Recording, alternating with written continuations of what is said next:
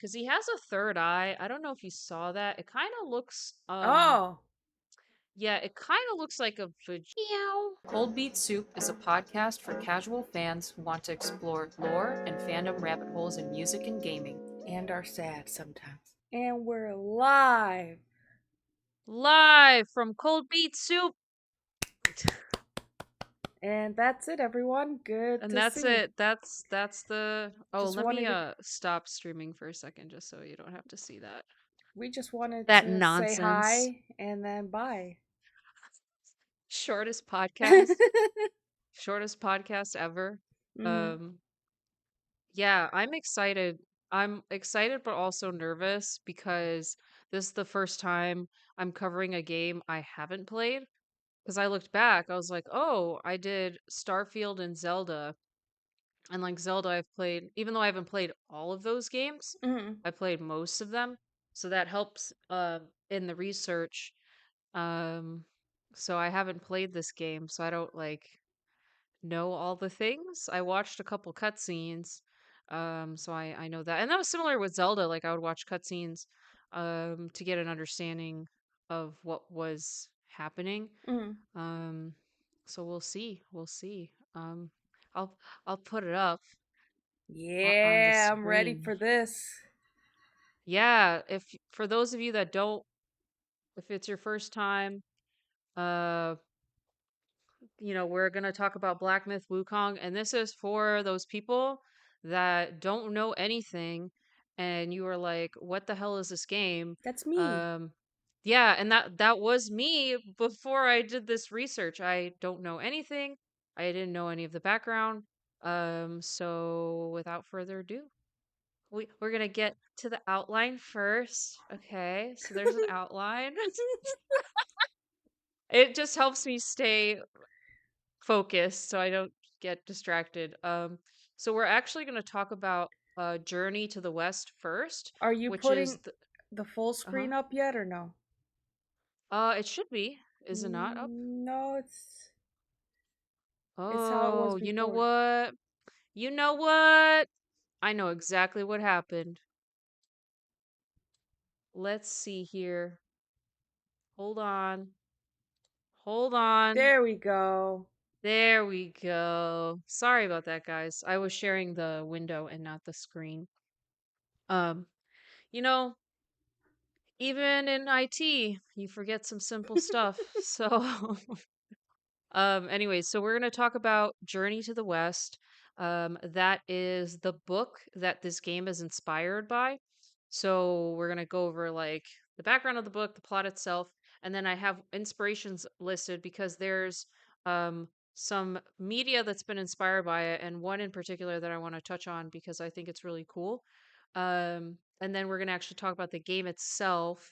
So the story to the game, how does that lore tie in with Journey to the West? We'll be talking about it like in parallel, really. Okay. And then the endings, because there's Oh, two potential endings. It's not just why one. did it switch to So full screen you? There you go. did it? Oh. My, Oh, it's just you. bye. Oh, I hate that so much. It made me cringe. Ugh. Anyway, next slide. So, Journey to the West. This book is crazy old. It is from the 16th century. Um, Dang. yeah, and it's one of the four great classical novels of China. So in Okay. China, they have these four books that like form the foundation of their literature. Mm-hmm. I don't know what the other three are. I just know that this one is the most popular of the four. Um, and this like for China too, it's like the foundation almost of their culture too, because there's like religious teachings in there, folk tales, history. So it's a really important book. I felt really dumb because I was like, I've never heard of it, so Yeah, I don't know. same. So But I wait, feel like, yeah, sorry. no, go ahead. The I was just gonna journey. say I feel like public school failed us, but Oh well, that's the no-brainer. Yeah. Well, it's also like it's Eastern, right? And we're in the Western. Yep. So I don't think they would touch on this in public school, you know. It's like To Kill a Mockingbird. Yeah. That's what we talked about. But sorry, go ahead. What were you gonna Oh say? no, just I see The Adventures of Monkey and the Journey to the West, and this is the same book?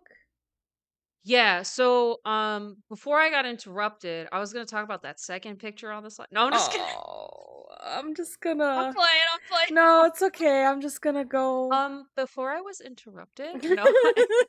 So Journey to the what the one on the left is like just an album cover that I found, one of the translations.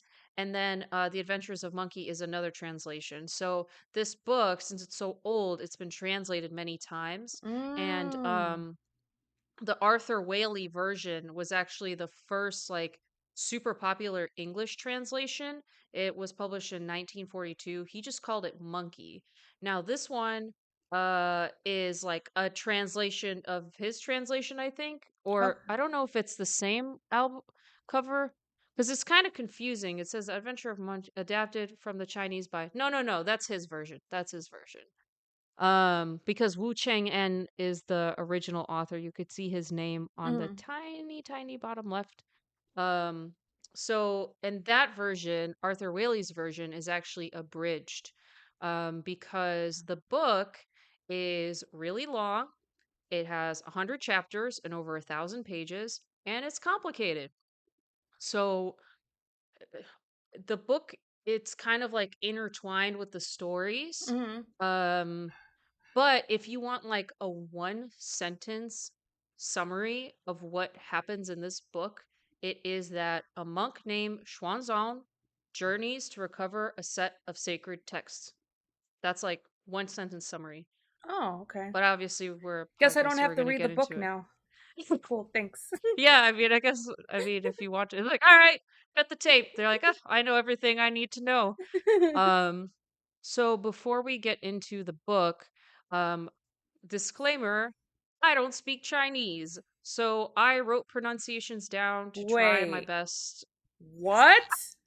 I know this is a shock to everybody, but I don't know Chinese. I know. It's a shock. So like even Xuanzang, I wrote that down, but I'm like, probably saying that wrong. Because it's spelled Xuanzang.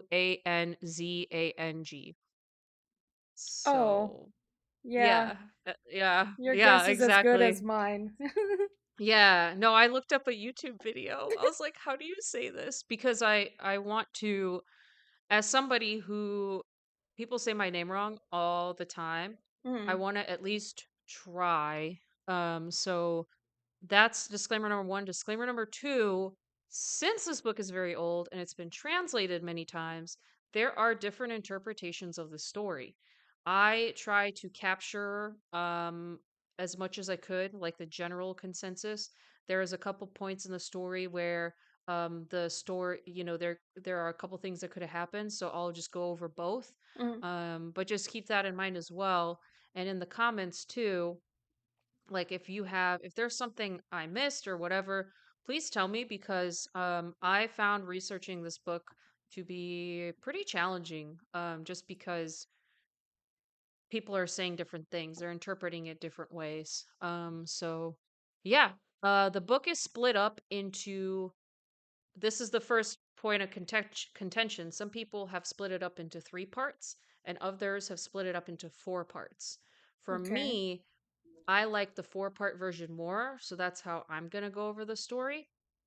Um, and the way that it splits up is there's part one, which is chapters 1 through 7, part two, which is chapters 8 through 12, part three, which is chapters 13 through 99. So that's like a big chunk. Dang. And then for me, part four is chapter 100. But some people loop that part three and part four together. Mm. I like keeping it separate because of the conclusion. I feel like it's worth like speaking on it just separately on its own slide. Again, my interpretation, burn me on the coal, rake me over the coals, whatever. So the part one is the story of Sun Wait. Wukong. Oh, what? I'm back. I What closed my happened? door. Oh, I was like, I can't see you because I Yeah, have the I know. PowerPoint up. So I'm I'm just just like staring at this monkey. It's like, and I'm rolling away slowly. imagine you just leave, you don't stop rolling.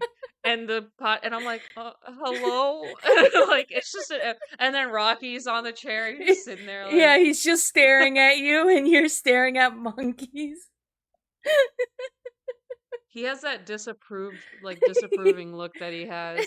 Yeah. It's one of my favorite facial expressions from him. It's just like, really? My What are you dad's just doing? loud. That's why I wanted to close the doors. Oh, it's all good. It's all good.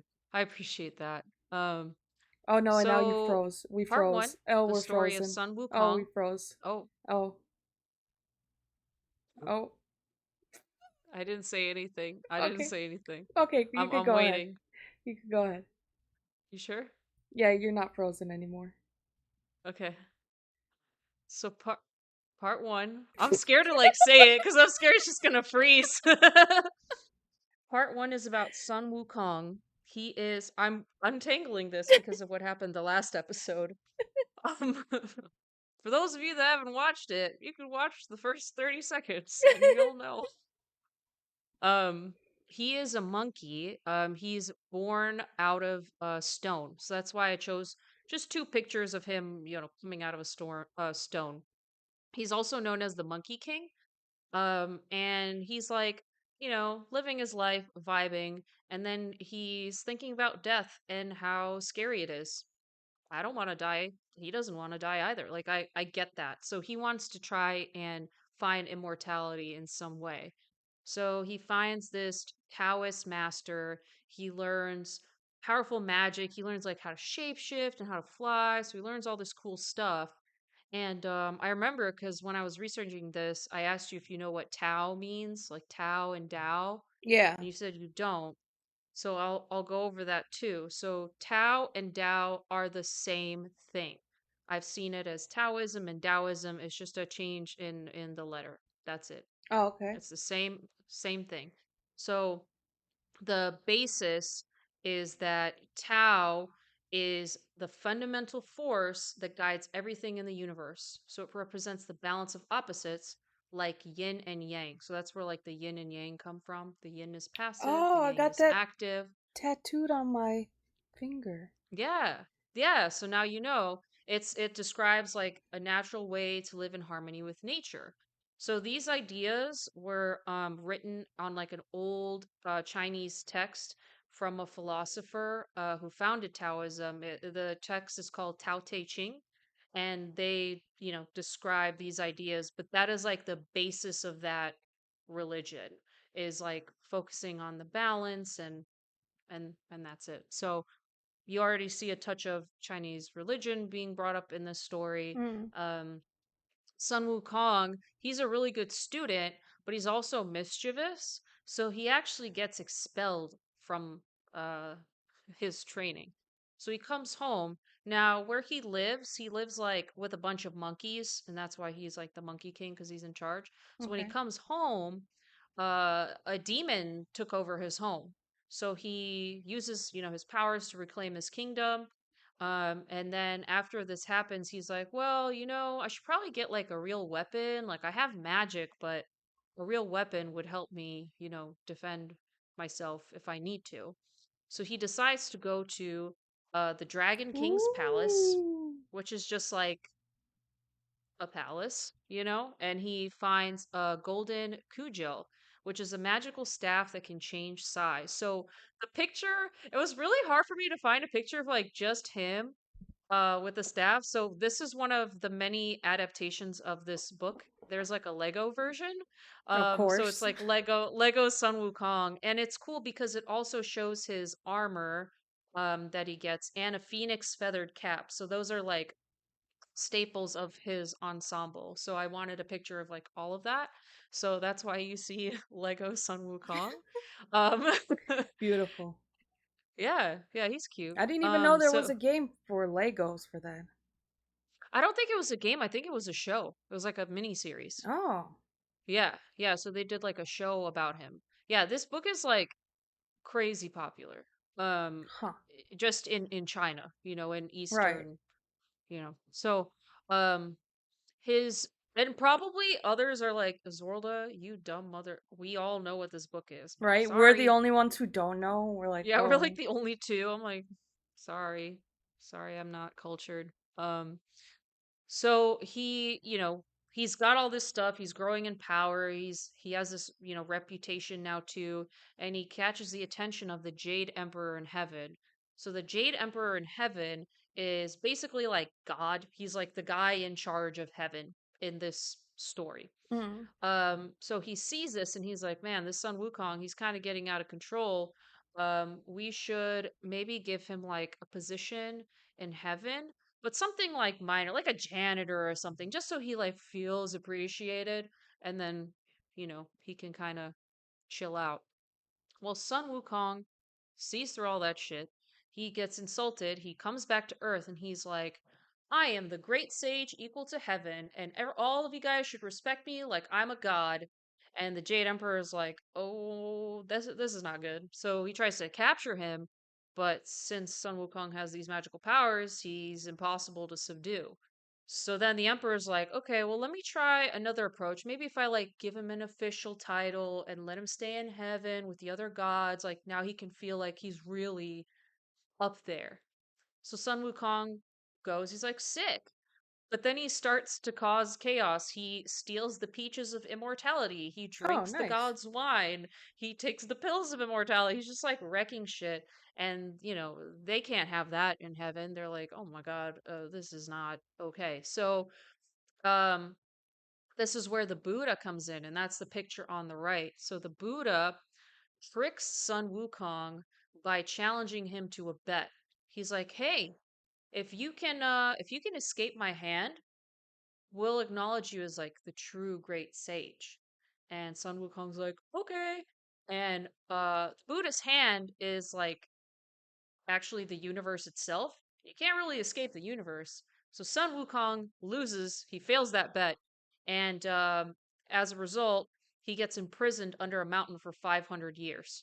Damn. Because yeah, the Jade Emperor also was the one that like asked Buddha for help because he's like, Mm, I don't know what to do about this guy. So he just kind of he's like, put him away. He's too much trouble, and that's that. So that's like the very beginning of the story. Now, part two, this is the introduction of Xuanzang. So this is that monk that I mentioned a few slides ago. okay. He's known as Xuanzang, Tangsanzang, and Tripitaka. I'm gonna call him Tripitaka because those other names they're really hard for me to say, and I also would feel awful butchering it over and over. I'm probably butchering Tripitaka as well, but at least it sounds less so, I guess. Um, Yeah, I yeah. hope someone in the comments is like, dude, just It's like thumbs stick to your down, thumbs language, down. bro. Stick to your language. So he is a monk. He gets chosen by the Tang Emperor to retrieve the Buddhist scriptures from India. So Guanyin is the goddess of mercy. They're responsible for assembling his team of disciples because, it's a long journey from China to India. You can't go about it alone. There's going to be all this stuff along the way. So the first person that he recruits is Sun Wukong. So he finds Sun Wukong, imprisoned in the mountain. Sun Wukong gets released to help him, and he agrees to protect Tripitaka in exchange for a chance to redeem himself because, he was trapped in a mountain, so he wants to live his Right. life. And since Sun Wukong is kind of unpredictable, he gets fitted with this magical headband, and that's what all these. I try to find. It was really hard to find like non Black Myth Wukong pictures of it Mm. because I wanted to show like older ones. So here's one like on the left with him. Like you could just barely see the headband on his Yeah, head. yeah, it's very Yeah, it's thin. like really hard to see. Tripitaka's on the right. Then there's this other picture in the middle. I think the one on the far right is the best, and it's cool because it's like a comic. But yeah, you can like see it on his head. And the way this headband works, if he disobeys, it'll Hmm. tighten on his head and cause him immense pain. So it's But he's in immortal, his so he can't die. he can't die, but he's in a lot of pain. Okay. Like it's like ah, like he's A it's not migraine. I think it's worse than that. It's pretty no, Let's because test there's this like out. there's a I don't want to spoil it now, but I've seen his reaction to it, and I was like, damn, that looks awful. Like it doesn't seem pleasant. Um, so you know, they start, you know, trekking along. They encounter various challenges, but Sun Wukong uses his powers to overcome them. Tripitaka is at first like unsure of his loyalty, but he gradually starts to trust him. Now, there are two major Whoa. enemies, yeah, mentioned in this portion that I wanted to cover. The first one is the White Bone Demon. She disguises herself as like innocent figures to deceive and capture Tripitaka. Sun Wukong sees through this nonsense and defeats her. But even though he's successful, Tripitaka thinks that Sun Wukong is being too violent, and that causes conflict within their group because remember, Tripitaka is like a monk who believes in like peace and compassion, Mm. and then Sun Wukong is like violence is the answer. So they're very opposite in that way. And what he does is he actually tightens the headband on Sun Wukong's head, Dang. reminding him of the vow, because the vow that he took too was to follow Tripitaka's instructions. And he Okay. kind of went like buck wild and really violent with how he dealt with the situation. So I brought it up because this happens, throughout the story. Um, and it also shows that like over time, it happens less and less, right? But over time, Sun Wukong learns like to deal with his, temper his aggression and work harmoniously with the group, whereas Tripitaka learns he has to trust Sun Wukong's judgment in situations where strength is required because he has that strength. So it's that Mm. kind of like it makes me think of yin and yang again, like the harmony and Yeah. balance. Um, so they also run into a spider demoness, which is why I have this picture up. Now, I don't remember if this is a picture from the game or something. I just wanted to find a really creepy looking spider. So I think I succeeded with Yeah, you that. did. Um, I think it might be from the game. I think so. Because those look like the same subtitles. Um, so she traps them within her magical webs. She intends to eat Tripitaka, but Sun Wukong uses his abilities to rescue him and defeat the spider demoness, further proving his commitment. Now, we only have two people so far. Well, a guy and a monkey. So the next person, well, it's not going to be person. The next member of the group is this guy. Oh, what is Chu that? This person's name, I'm looking at the pronunciation. Shu Bajie? Shu Bajie. Also known as Pigsy. And I'm gonna call him Pigsy because it's easier for me to That's a say. pig? Yeah, it's actually half pig, half man. So Oh. he used to be a heavenly marshal, like he was in charge of the navy in heaven. But what had happened was he drank too much wine at a banquet and tried to flirt with the moon goddess and Oh. got in some big doo doo. So he was banished to the mortal realm and reincarnated as a half man, half pig monster to reflect his gluttony. So yeah, he really fell from grace. Yeah. He messed up. He was told to wait for a holy monk to pass by and to assist and protect that monk. And like if you do that, you might redeem yourself. So how these characters meet, there's two versions that I saw, two main versions, so I'm going to go over both. um the first one was where Pigsy is living in a cave or a mountain and he has a human wife, but he's also terrorizing a local village nearby, and Tripitaka and Sun Wukong show up in his territory, and Pigsy mistakes him as intruders, so he tries to defend his turf. But during the fight, he realizes, oh, Tripitaka's that monk I was looking for. So he surrenders and joins the group. Okay. Now, the other version The villagers are still being terrorized, but the villagers are the ones that ask Tripitaka for help. So, like, hey, there's this pig thing terrorizing us. Can you help? So Tripitaka sends Sun Wukong to confront Pigsy, and when they fight, Sun Wukong realizes that Pigsy isn't like a normal demon. You know, usually they're fighting demons or whatever. Mm-hmm. But he's the one that Guan Yin told them will join the pilgrimage. So Guan Yin, throughout the story, Guan Yin is kind of like a guide.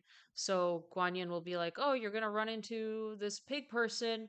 You know, this is the next person that's gonna join your journey." So that was that version. Which one really happened? I don't know. It's been translated many times. But no matter what matters is that Pigsy joins the group. Mm-hmm. Now, part three is chapters 13 to 99. They assemble the rest of the crew then.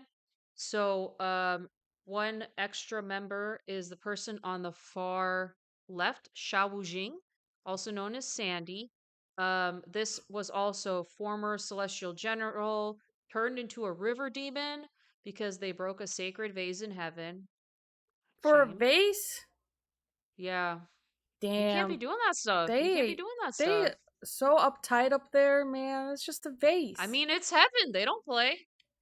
It's Man. sacred. It's not So just a vase, it's shit sacred. happens. I bet there's even more to it. I didn't look into it too much, but Mm-hmm. I bet there's like a even more in-depth explanation about like how, you know what I mean? Like I Yeah. feel like yeah. So that's Pigzy right next to him, then Sun Wukong, Tripitaka, and then Bai Long Ma, who is known as the White Dragon Horse.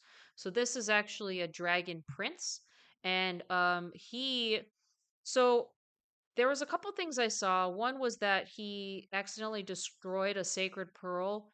Another was that when they ran into him, he ate Tripitaka's horse and then was like punished and also turned into a horse. And then Tripitaka got to like ride him the whole time. So again, this is one of those. If somebody knows about Bai Long Ma, I didn't go into those characters as much because as you can tell, Black Myth Wukong has a monkey on the cover. So the most important character for this presentation is Sun Wukong. Like, just There's a putting mistake on this picture. what? On Sun Wukong, it says 125 centimeters slash 4 foot one, and then Bai Long Ma, it Uh-huh. says Oh 130. yeah, he's also 4'1". Yeah. Yeah, I don't know. This is a fan art, by the way. I Well, just I'm liked it going to because it DM had them. people. No, I'm just. I think the name's in the top right. You can be like, actually. That's But not how it maybe, works. wait, but isn't like centimeters and feet, aren't there like a certain amount? I don't know, but look at their heights in the picture wise. Yeah, I mean, yeah, that's fair. 4'1" is It that the Bai Long Ma is yeah. as tall as. Yeah. It's Tripitaka.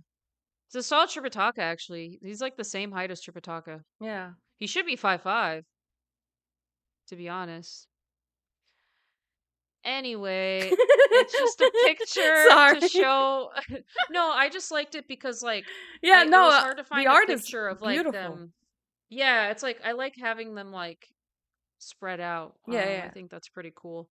Um so obviously this is a very big chunk of chapters. I'm just going to summarize everything because I if I were to go over every single little like demon that they faced or challenge that they faced, we would be here all night. Like Yeah. it's a lot. The biggest takeaway from this is that they face all these challenges, these trials. It tests their faith, their resolve, their teamwork, and they overcome their flaws. They grow spiritually. They learn the importance of perseverance, humility, and cooperation. And they finally make it to India. They receive the scriptures and they return to China. So they complete their mission. So that's yay. So the Cool. final chapter, part 4, is Ooh. what happens when they return to China. And that's why I kind of like to keep it separate because I feel like I want to talk about the close of the book. Um, because they present, the scriptures to the Tang Emperor, and they each get rewarded. So Tripitaka attains Buddhahood, Sun Wukong becomes the victorious fighting Buddha, Annie gets his headband removed. So this is like Sun Wukong in his like Buddha form. Um, even Sandy becomes a cleaner of the altars, so he gets like an official position in heaven again. Um, or no, I'm sorry, Pigsy. Pigsy is the cleaner of the altars.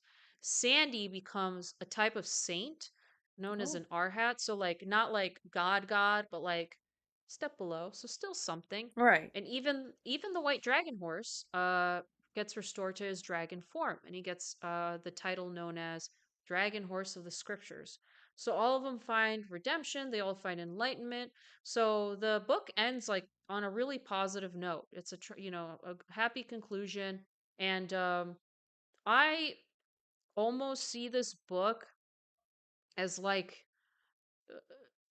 almost an allegory to like life Mm-hmm. itself, right? Like your life is a journey, and you can choose to like overcome, the flaws that you have, or work, just continue your self-improvement on and on. Mm-hmm. Or you can, get stuck, because all of these characters had some sort of fall from grace, right? They all had flaws and things that they wanted to work on, and it's like a redemption story. So I think it's pretty cool. Like I can understand why the book was so popular, why it had such a heavy influence. Because I think it touches on like Taoism, Buddhism, and some even say Confucianism as well, which is really popular in the East. So it covers like all the things, and fun fact, this story is based on like a real monk. Oh, What is his really? name? Xuanzang or Tripitaka. He's like a real monk that existed, but it was like the year 600 or something, like way in the past. But the guy that wrote it, like, he used this monk, and he did. I think he actually got like the scriptures too. I think he actually did that. They added like razzle dazzle. Someone can correct me if I'm wrong, but I know that the monk is real. The monk is a real person that existed. So it's pretty cool. Um, and now I wanted to have this slide up because Oh, there's been like spin-offs, shows, movies, but the most popular show that made it to the West is Dragon Ball Z. that's Dragon off Ball the Z is book? inspired. Yes, Dragon Ball Z is Whoa. inspired by Journey to the West. Goku is like the equivalent of Sun Wukong. So that's who Goku's character is. Oh. Yeah. And I didn't go over any of the other characters because I don't know. I think I watched Dragon Ball Super like a little bit, but I'm not it was like years ago. I'm not familiar enough with the story to like make one for one comparisons to Right. who's who. But I just thought it was really cool that like a show as big as Dragon Ball, like everybody knows what Dragon Ball is, I would say. Probably. Even if you don't watch it, you've like heard of Yeah, it. you've heard of it. Um yeah, so it's pretty cool that like this old ass book inspired Oh, this that's so show. interesting. Mhm. Yeah. I just added that slide for me. Like I was like, I know we're going to be talking about video games, but I just had to talk about Dragon Ball cuz that's pretty cool. So, yeah, and they had a series I think in the 80s like I can't remember if it was a movie or a show, but that was really popular in China. They've had all sorts of little, there was that Lego spin-off. There's had all sorts of spin-offs of Journey to the West. So it's a big deal. And now we're going to talk about Black Myth Wukong, which is inspired by that book. So that's what's so exciting is now we know what happens in the book, so we can actually understand what this game Right. is. Because looking at it, you're like, who are all these characters? Yeah. What does this mean? So this game is not a sequel. This game is um, the developers took that story of Journey to the West and they took their creative liberties with it. So the way that the game starts is a little bit different than it's like close to it starts like kind of where Journey to the West would end, but it's a bit different. And I'll explain how. Because the beginning of the game, um, Sun Wukong, he recovers the scriptures, blah, blah, blah. He ascends to Buddhahood, but he ultimately decides he doesn't want life in the Celestial Court. And the Celestial Court is kind of like heaven, right? With the Jade Emperor and all them. He decides, I just want to live on my mountain in peace with my other monkeys and just vibe. I don't want to be in heaven. That sounds I don't pretty like it. cool. It's not for me, right? The Celestial Court, not a big fan of this. They're like, no, why are you disobeying us? So they send an army led by this guy, Erlang Shen, we're going to talk about quite a bit, um, to force him to return to court. Now, I want to pause here and talk about a couple things because I feel like the Celestial Court in this game is a bit darker than Journey to the West. Journey to the West, I feel like the Jade Emperor and the gods like were kind of just, and I at least in the summary that I got, there was no sort of like, we don't like what you're doing, so we're just gonna say no. Mm. Um Besides like him being in heaven and wrecking a bunch of shit. Like, okay, that's fair, right? Like you should not be All right. eating the peaches of immortality. That's just like not cool. So I think the Celestial Court is kind of afraid of Sun Wukong because he is powerful on his own, but he's also defying them. So like if he does that, how that kind of shows that like what does that say about their strength, right? Because All they're right. like, well, Sun Wukong got to leave and do what he wants. Like they need to kind of instill that control. And of course, he has that history of past defiance when he was in heaven that first time before he got trapped under a mountain where he did all those things. So he kind of represents a threat to them, and that's why they responded so hostily. Now Shang Erlang Shen, he's a really interesting character. I tried to tie him into my Journey to the West story, but um, it was really funny because in apparently in Journey to the West, so he's a character in Journey to the West. He's actually the Jade Emperor's nephew. Okay. So he also has a human mother. So his story's interesting. Him and Sun Wukong are actually kind of similar because um his mother gets uh punished, or I think he defies the Jade Emperor. So the Jade Emperor punishes his mom and traps her under a mountain. He likes to trap people under a Yeah, mountain. I could tell. It's kind of his thing. I don't know. Just like in a Whatever. cave, or like just plop a mountain I on them. I don't know. I think they just like plop a mountain on you and you're just like trapped Oh, that doesn't seem under. I don't comfortable. know. It's I mean it's not. That's kind of the point of punishing them, right? Is like yeah, like imagine like you're being punished. It's like, "Oh, I got this Tempur-Pedic mattress and oh, I got 5G. Let me stay as long as I need." Like it's not like that, I don't think. Imagine. Um yeah, that would be sick. So Erlang Shen gets pissed off. Um, he has a lot of. He tries to like free his mom, but then the Jade Emperor sends a bunch of shit after him. Eventually, they like reconcile. Um, but he is under the Celestial Court's thumb, like he's at the behest of them. And he does fight Sun Wukong in Journey to the West. And this was the part that got confusing to me because I even tried asking Chat GPT. I was like, what chapter does this happen? And they said like chapter 70, 80 something. And I was like, interesting because they already started their journey. So why would Sun Wukong need to fight this guy? Don't really understand. And ChatGPT is like, yeah, well, the story intertwines. And I'm like, I'm confused. So if somebody can explain that, that would be awesome. But I know that it does happen at some point. Erlang Shen and Sun Wukong fight in the book. So just like in the book, they get to fight here. They duel each other. They're actually very similar in strength as well. Like Sun Wukong can shapeshift, so can Erlang Shen. Um, and he what happens in the cutscene, and this is the thing that I mentioned earlier about that circlet, Sun Wukong transforms into a bird and starts flying away to like bring the battle elsewhere. Erlang Shen also transforms into like a different kind of bird, and all of a sudden, Sun Wukong, you see like a circlet appear out of thin air on his head, and he's like, "Ah!" And he like falls from the sky. Like, so they use this circlet to incapacitate him. So it seems like he's not really free. This circlet binds him to the celestial court. So he's trapped, right? Like once he has that headband, he can't do what he wants.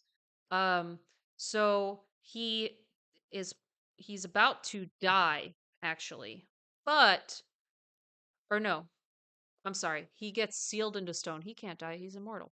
He gets sealed into a stone. But before he gets sealed away, he manages to split his power into 6 relics, which correspond with each of his senses. I know what you're Okay. thinking. You're like, Zorlda, we only have 5 senses. There's a magical sixth sense. We're going to talk about it later. But it's kind of like the hidden relic in the game, too. But they get scattered all over China. So this is like the basis of the game's story is this duel. He splits it apart. Centuries go by, and the monkeys on that mountain, that I think it's the mountain he used to live on, they have an elder named the Old Monkey. Yeah, Wow. very creative, I Yeah, know. so creative. Yeah. They he sends out a number of young warriors to try and recover the relics so they can revive and free Sun Wukong. And one of these monkeys, known as the Destined One, that's the one you see on the slide here, that's the character that you play as a player, sets out on a quest to find the relics. Now, throughout this game, I was reading that there are different characters that show up that are from Journey to the West. Like you see Pigsy. Pigsy shows up, I saw him. There's a couple of like the enemies that show up. And you asked me about a certain character. This guy Yeah. who went viral, so I made a slide for him because he deals with one of the relics and he's a character in Journey to the West. So in Journey to the West, his name is Bodhisattva Lingji. And in the book, he's known as a protective deity and guardian. He helps defeat the Yellow Wind Demon. In Black Myth Wukong, there's a Yellow Wind Sage. Pretty sure it's like the same thing, same concept, because this sage looks like a yellow furry mink, and that's how it's described in the book as well.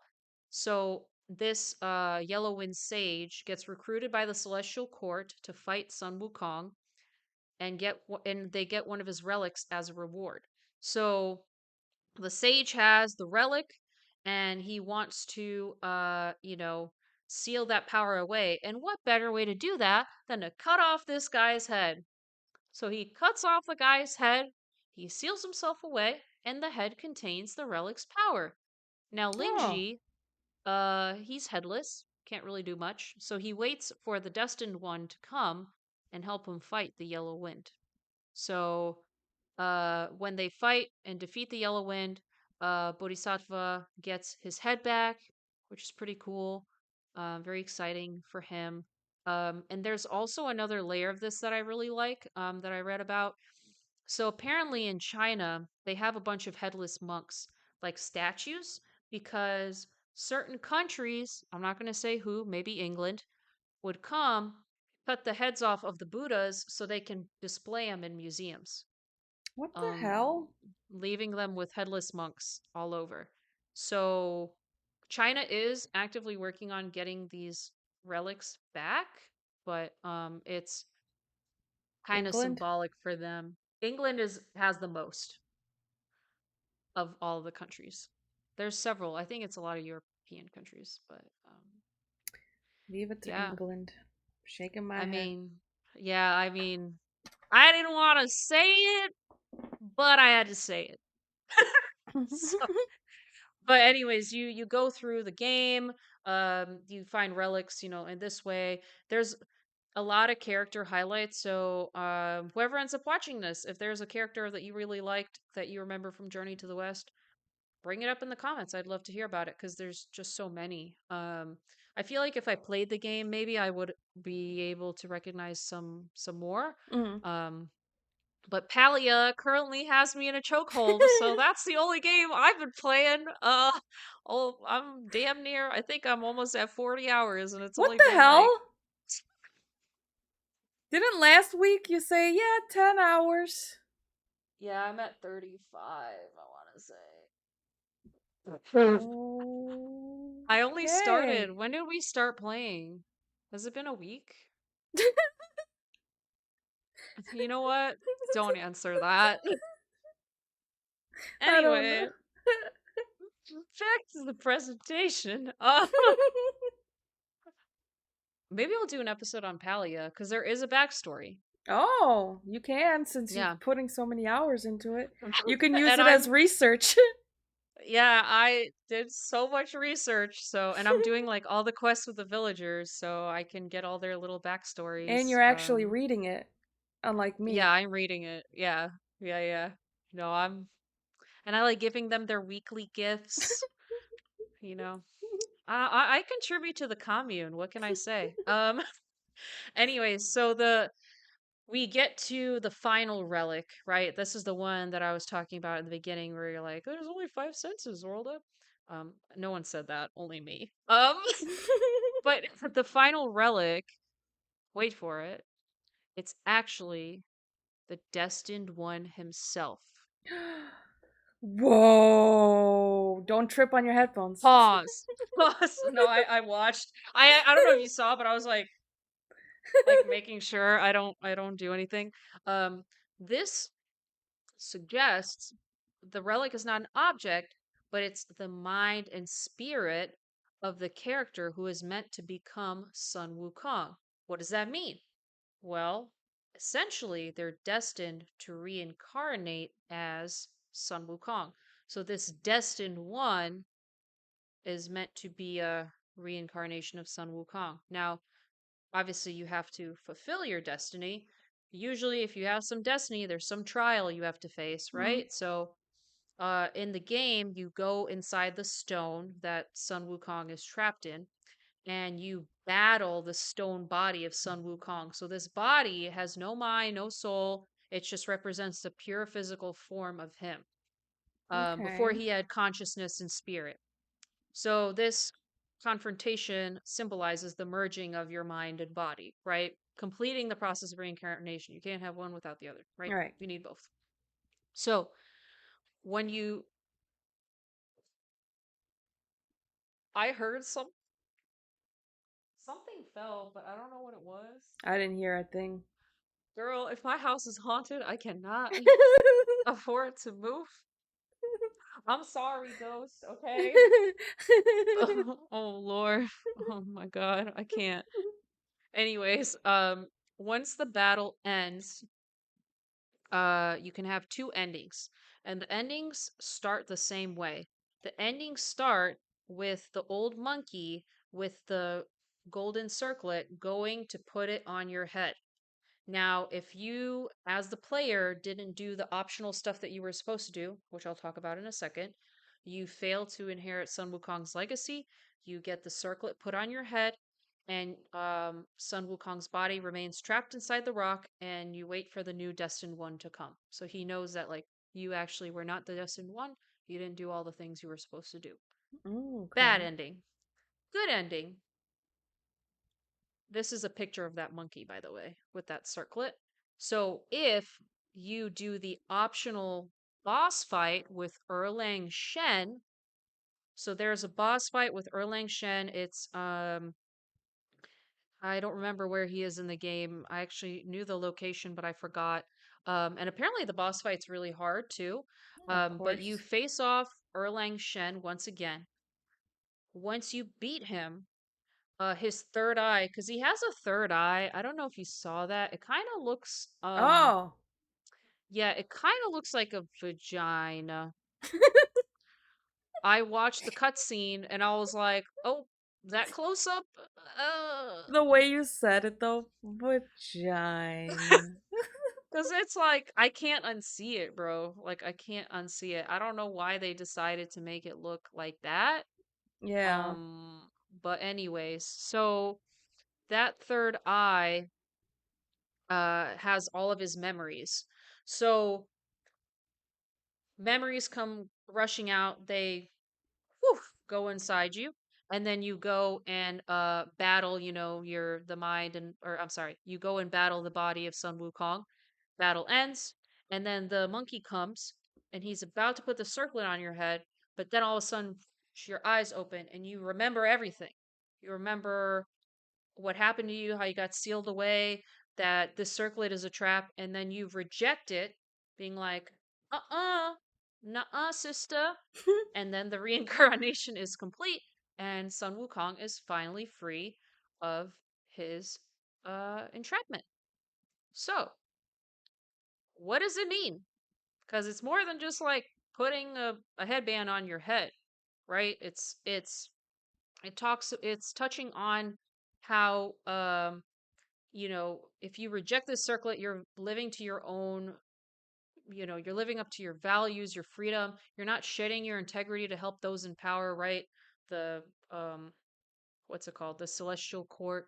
Um and remember, like, the celestial court too, like, they're kind of morally ambiguous. Like, if he completed this quest, right, he brought back the sacred texts, he should just be free, but they instead enslaved him with this headband to continue uh their control over him further.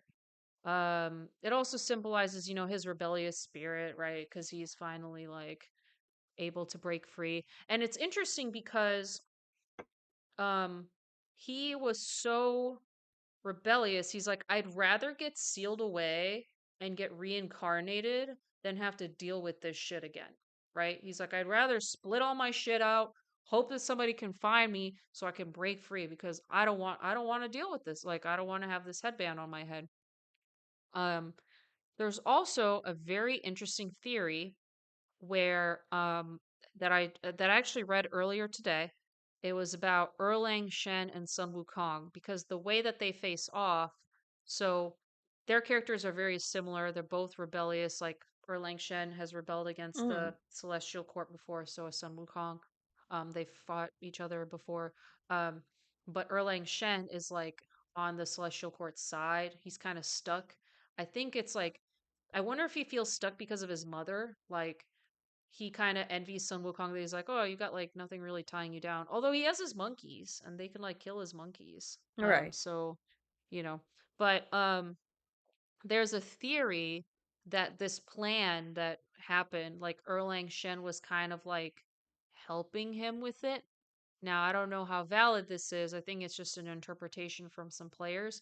But, like, the fact that Erlang Shen was the one to fight him and not anybody else, Erlang Shen has his memories. Like, someone theorized that, oh, Erlang Shen was just waiting to make sure that somebody was worthy of Sun Wukong's memories. And that's why, like, that boss fight is so hard, because only a worthy one would be able to take on, the reincarnation of him. Okay. So I thought it was interesting. I don't Yeah. know, again, like, how much validity there is to it. But yeah. So that is the story of the game. That's all I have for today.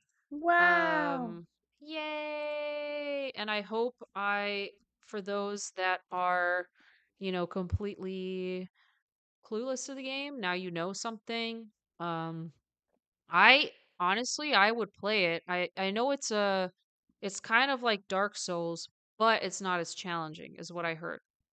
So it's like Dark Souls like, but the combat's a bit simpler. Dark Souls 2, you have like all these things that you level up, like all Yeah. your different skills. And I think in Black Myth Wukong, you don't have as many skills that Okay, you need to okay. level up. I think it's like a bit more simpler. Because, like, Okay. Dark Souls, you got like a lot of Yeah, I stuff. tried Elden Ring and I was like, Yeah. I wish I could have seen you play that. That would have been entertaining. maybe one day on stream. Yeah. That would be a good like a follower reward or something, and you can make a video on it or something like Oh yeah. worst Elden Ring player or something. Oh God. It would be really funny. I'd like it. Of course. I'd be down, but no, because it's just funny to like, because you. It's also fun to like watch bad gameplay. Who said Like, I was bad? oh, well, I mean, maybe you'll be really great. No, no. No, hey, you never know. Watch, you become a speedrunner and you speedrun Elden Ring. How sick would that be? No. I also realize how dark my camera is and yours is so light. There's like no light in this hallway except Really? all the way down there. Yeah. And if I turn this on, I got this lamp here. Oh, I can't find the light switch. Oh no. Wait, hold on. Wait. I'm committed.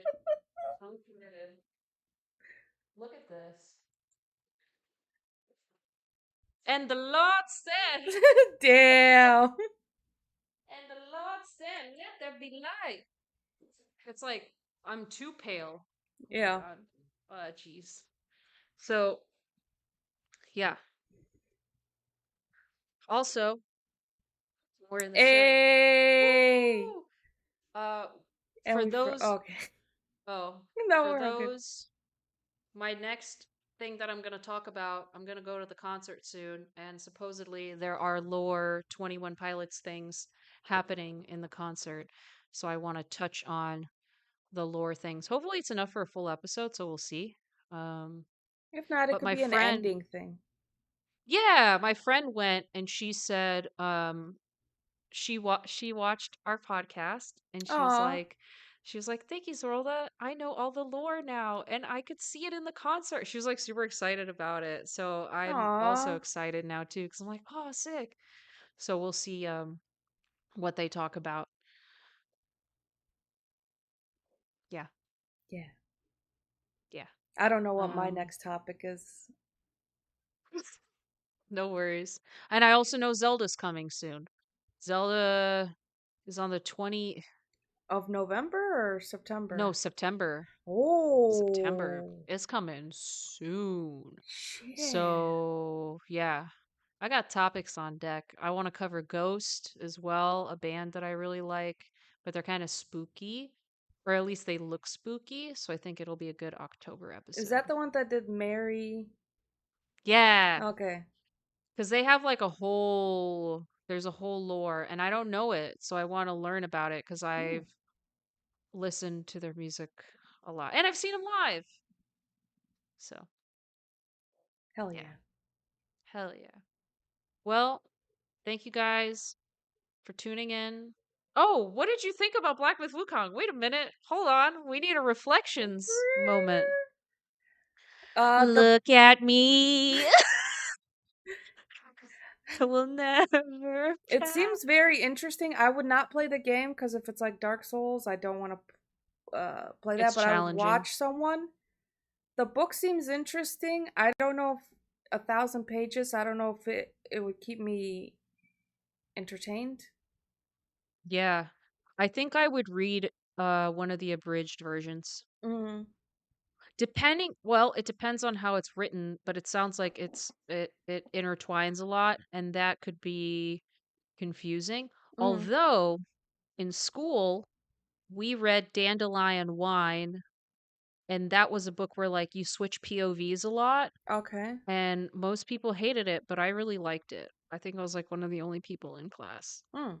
I've never heard the that book. liked it. It's good. I I mean, loved I reading. like I was it. in the book book club where we had a. Club? It's not a club. Nerd. It was like a tournament. Sorry. Like they gave you everyone the set of What? yeah, gave everyone a set of books to read, and you formed teams, and then you went off each other. Like you battled each other of your knowledge of the books, and my team won. What? Yeah. That's actually sick though. It was really cool. So they ask you like what happens in the book, Yeah, characters and like stuff like that. characters, plots, blah blah blah, and stuff, and you got to remember and That's how many books? Do you remember how many books No, you it was covered? when I was Okay. younger, so it wasn't. Oh. I was in middle school or something like that.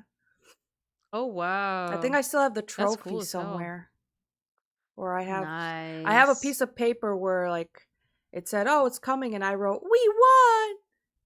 Oh, you should. Did you have like the whole team sign? Like, No. yeah.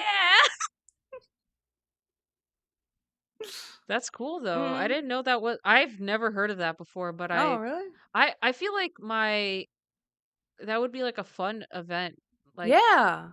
beyond just school. Like, Yeah. I think it would be really cool Because you get like to talk everyone about gets the him. same list of books, Mm-hmm. and you read it all, and Yeah. then you battle. Battle of the Yeah. books, I think it was called. Something Battle of the on. Books. Yeah. Hell yeah. Yeah, it's like an equal, it's a level playing field, Yeah. right? You all read the same stuff. You just have to make sure you absorb it. Yep. Yeah, I still like to read. I've gotten back into reading now that I have my Kindle. Mm. I took a break for a while because I was overseas, so none of the books were in English. But having a Kindle helps because it's digital. I can just get them digitally. So, Mm. yeah. Yeah, yeah. So, anyways, thank you guys for tuning in to today's episode. Yeah. Make sure you like and you comment and you subscribe and you tell your friends and have a nice Thursday. It's almost Friday. Yes. Yeah. TGI. F. And no, and that's the episode. And bye, everybody. Bye.